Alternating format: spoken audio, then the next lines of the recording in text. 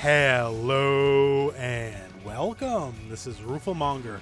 And my friends, today I want to talk about something that's become a little bit of a hot topic lately, and that is simply the state of Dragon Ball FighterZ versus Guilty Gear Strive. Now, the comparisons between the two games are simply unavoidable.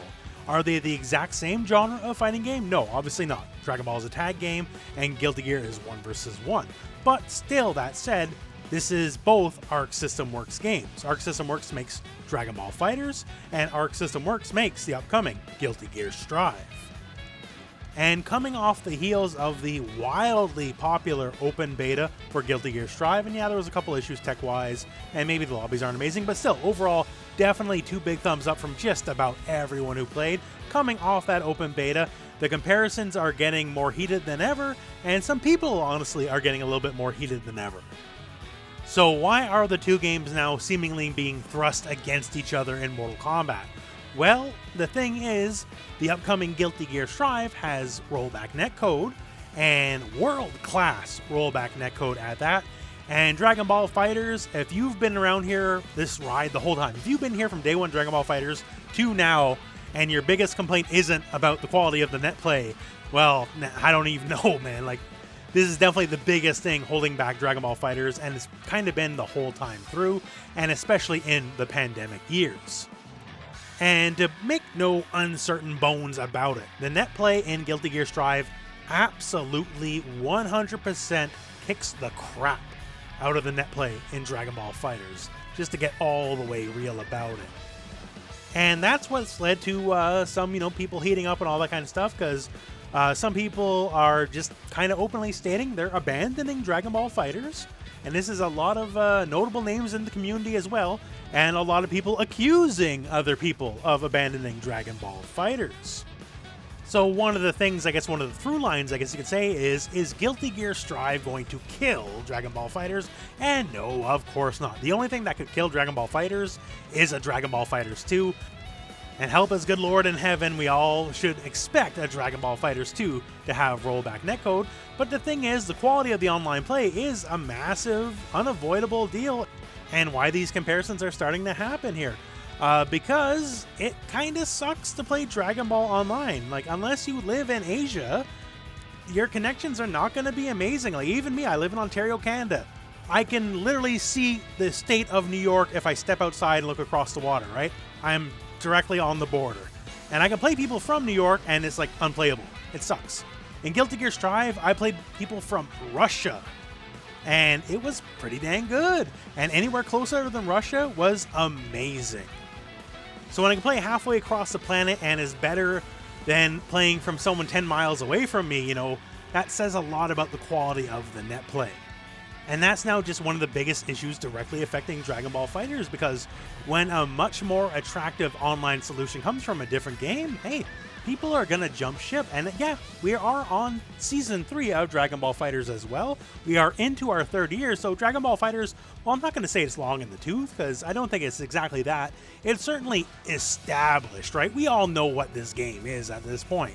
Dragon Ball FighterZ, the people that it is bringing in that are new players are mostly Dragon Ball fans, less so hardcore fighting game community people, and that's exactly what's going to be sustaining Dragon Ball FighterZ as well, is, the people who like Dragon Ball a lot more than they necessarily like a fighting game, and the people who are kind of getting swayed over to the side of Guilty Gear Strive are the people who are fighting games first.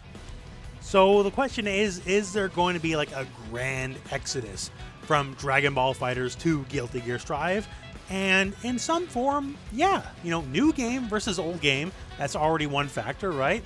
And a lot of people who love Dragon Ball FighterZ to death are frankly very frustrated with the netplay. Myself, I am one of them, I can't lie, right? I love this game to death, but the online just kind of sucks. We have Super Saiyan 4 Gogeta coming to cap off the season, and we probably have a Season 4 of Dragon Ball FighterZ in the works, but is that coming with rollback netcode? Probably not, honestly. There's only one modern fighting game that's ever been retrofitted with rollback netcode, and that was Mortal Kombat X, and that was done with a cost and manpower factor that I don't think any other company is gonna frankly bother with. Dragon Ball FighterZ 2 rollback netcode? Sure, absolutely. But just retrofitting it into this game, I don't think Bandai Namco is interested in doing that, honestly. Will there be people who play Guilty Gear Strive and say Season 4 Dragon Ball FighterZ, hits, they come back? Yeah, they'll come back, sure. But is there going to be a solid chunk? This is more the hardcore end of the fan base, but is there going to be a solid chunk that are just gone? And gone mostly thanks to the allure, I guess you could say, of quality online play, just good rollback netcode. Yeah, we're going to lose a pretty big chunk of people, frankly. And I don't know if that's a bad thing, because, statements have to be made. And online play for fighting games is the primary form of play. It kind of always was, really. Offline's nice and all, but most people just play online. And in 2020 and 2021, because things aren't really going to change, online play is the de facto form of playing a fighting game. Once again here, the comparison's unavoidable. It's only going to get more and more heated as the launch of Guilty Gear Strive comes forward. But yeah, it's kind of, I don't want to say out with the old, in with the new, but definitely there is a major shift coming in the fighting game community, and I feel like Guilty Gear Strive is going to be heading up that shift. It is not just Dragon Ball FighterZ. Guilty Gear Strive will be taken from Street Fighter, it'll be taken from Mortal Kombat. Every community will be losing players to Guilty Gear Strive, and Guilty Gear Strive probably is the big ticket in town, especially for 2021. So that all said, that is some of my personal thoughts on the matter, my friends, and I would like to know what your thoughts on the matter are as well, so please post in the comments below. And other than that, hey, I guess that's the end of this video. So of course, when Super Saiyan 4 Gogeta comes out, there'll be full coverage of him on the channel. If there's any balance patches or whatever, full coverage as well as that. But when Guilty Gear Strive comes out, hey, that's kind of going to be the primary focus of the channel for a while, just to let you know. It is a new game. I do make fighting game guides and tutorials, so I got to kind of go where the new games are. But still, hey, Dragon Ball FighterZ always has a home here, so don't worry about that. So with that, hey, thank you very much for watching.